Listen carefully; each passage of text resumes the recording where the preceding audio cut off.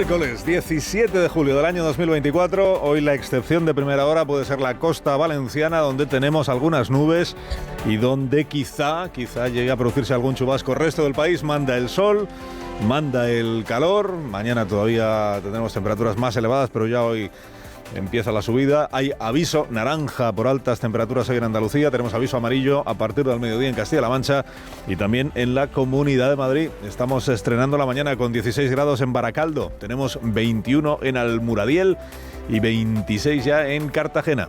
Con Roberto Brasero, como siempre, completamos la previsión del tiempo dentro de un momento. 3 historias para empezar la mañana. La paja en el ojo ajeno. Sánchez quiere regenerar a los demás. Hoy presenta en el Congreso su plan para fiscalizar más a los medios de comunicación, para cambiar la regulación sobre el derecho al honor y la rectificación y para compensar a quienes hayan sido objeto de imputaciones judiciales que luego no terminen en un juicio.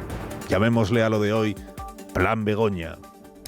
Griñán no entrará en prisión. Chávez podrá regresar a la actividad política. El Constitucional completa su enmienda general al Supremo por el caso de los ERE y anula las condenas a los expresidentes del PSOE. La esposa de Griñán celebra la confianza que esta familia siempre tuvo en las instituciones democráticas. Y Pedro Rocha no podrá seguir presidiendo la Federación Española de Fútbol. Terminada la Eurocopa, el Tribunal Administrativo del Deporte lo inhabilita por 2 años por haberse excedido en sus funciones. Rocha recurrirá.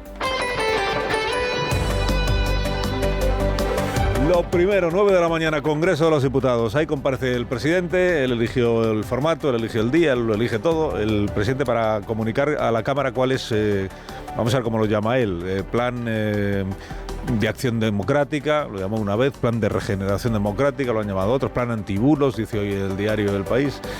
Bueno, ¿y en qué consiste? Pues él lo contará.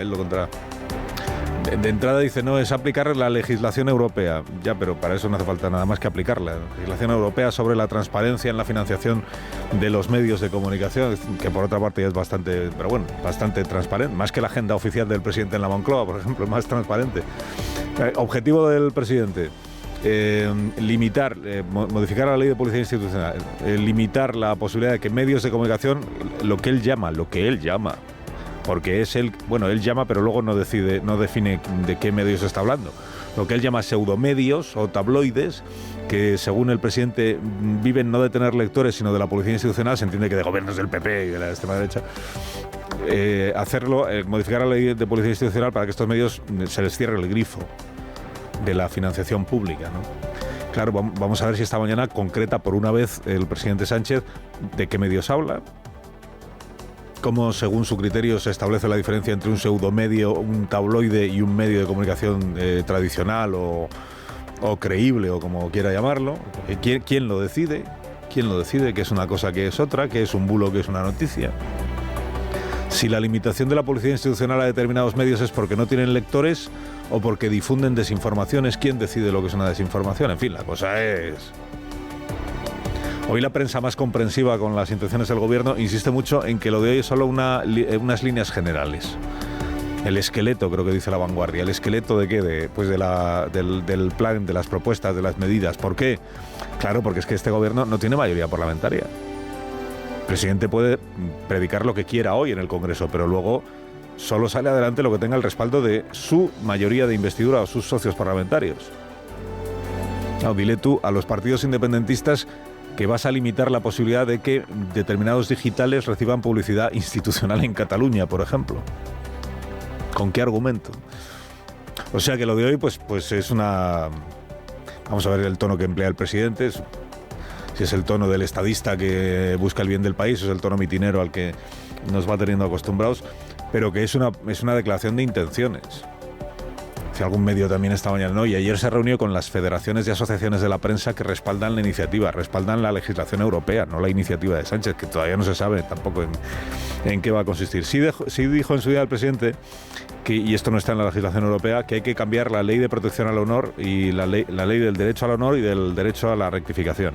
Claro, ¿cuál es el problema o el asunto de fondo de todo?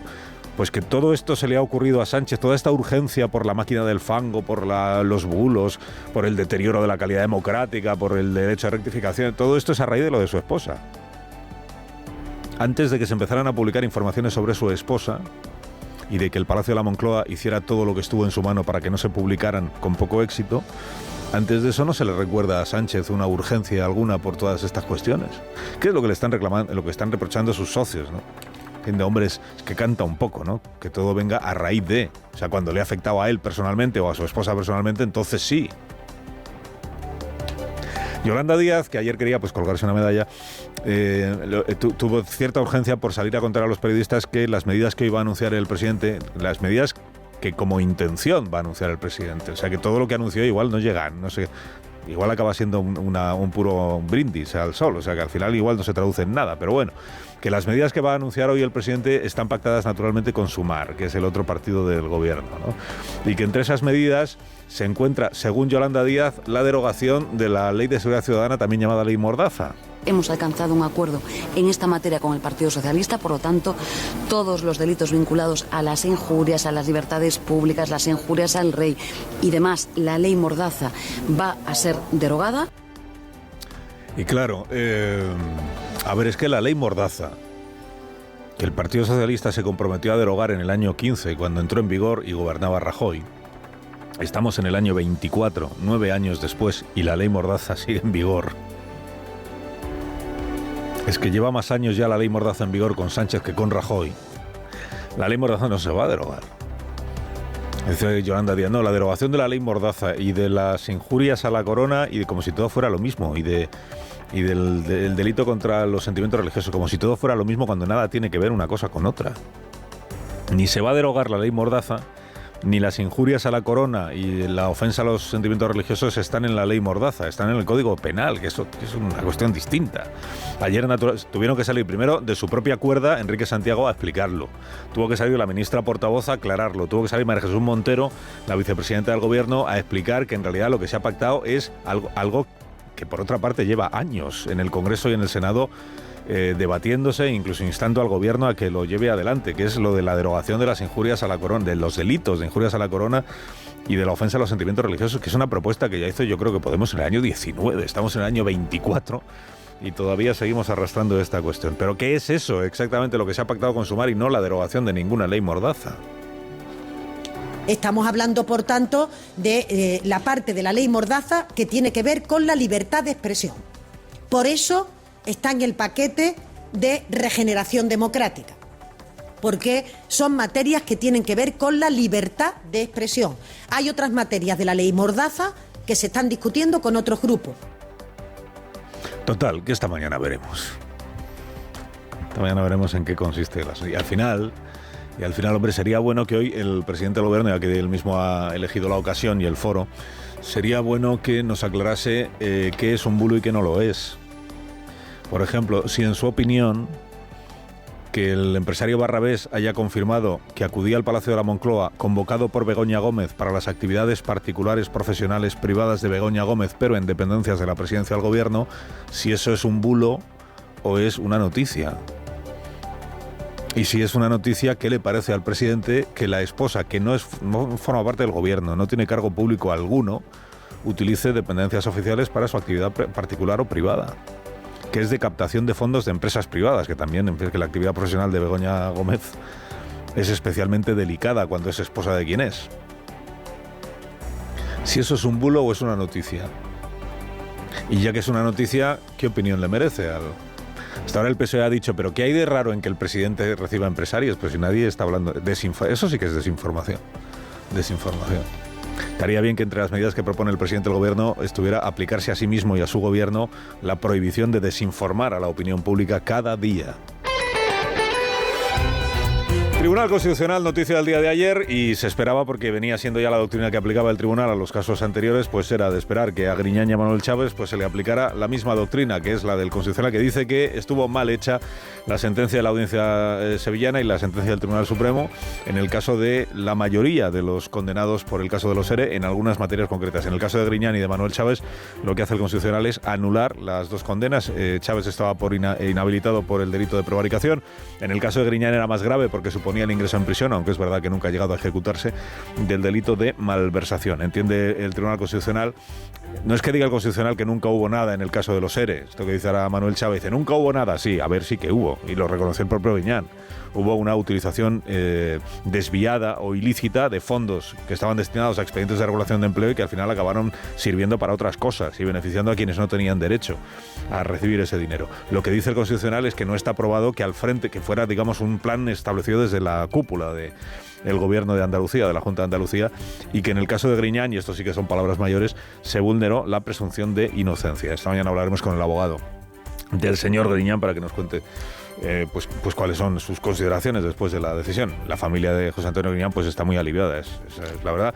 Y ayer subrayó su esposa que siempre han confiado en las instituciones democráticas, que incluyen todo el procedimiento que existe en el sistema judicial español, desde el primer juzgado hasta la instancia superior, a la instancia superior a la superior, así hasta llegar al Tribunal Supremo y en última instancia el recurso de amparo, que también cabe, y esto es lo que al final ha hecho posible que el caso en buena medida quede diluido, el recurso de amparo ante el Tribunal Constitucional. Naturalmente que hay debate político al respecto, el debate jurídico por un lado, que es si el Constitucional está invadiendo un terreno que no es el suyo, que es el de ejercer de tribunal de apelación a sentencias ya establecidas por el Tribunal Supremo, ya consolidadas, y por otra parte está el debate político. Está el PP diciendo, claro, es que son la mayoría progresista, que al final son magistrados que deben supuesto haber sido propuestos por el PSOE, los que están salvándole la situación a dirigentes del Partido Socialista Obrero Español. Bueno, el PSOE ahora en lo que está es en convertir a Chávez, a Griñán, a Magdalena Álvarez en una especie de héroes por haber sido objeto de una persecución político-judicial y de una sentencia injusta. A ver, fue el Partido Socialista, época de Pedro Sánchez Díaz y de Susana Díaz en Andalucía, quien presionó a Chávez y a Griñán para que se quitaran de en medio y renunciaran al escaño de diputado y de senador, porque entendían que perjudicaba en aquel momento a la imagen del partido político. O sea, que eran todas las declaraciones de afecto y tal, y de admiración, lo que usted quiera, pero si Griñán y Chávez están desde hace tiempo, desde hace años, año 15, fuera de la vida política, es por decisión expresa de la dirección del Partido Socialista. Y Pedro Rocha, Tribunal Administrativo del Deporte, ya terminó la Eurocopa, ha tomado su decisión, igual es casualidad, ¿verdad? Y la decisión es que se le inhabilita por 2 años como presidente de la Federación y para cualquier otro cargo porque se excedió en sus funciones. Lo que pasa es que Rocha probablemente pueda recurrir la decisión del Tribunal Administrativo y veremos en qué queda. En todo caso, y de forma interina, pues asume la presidencia de la Federación María Ángeles García Chávez, que va a ser la primera mujer, aunque sea con carácter interino, pero la primera mujer en la historia que se pone al frente de la Federación Española de Fútbol. Alsina en Onda Cero.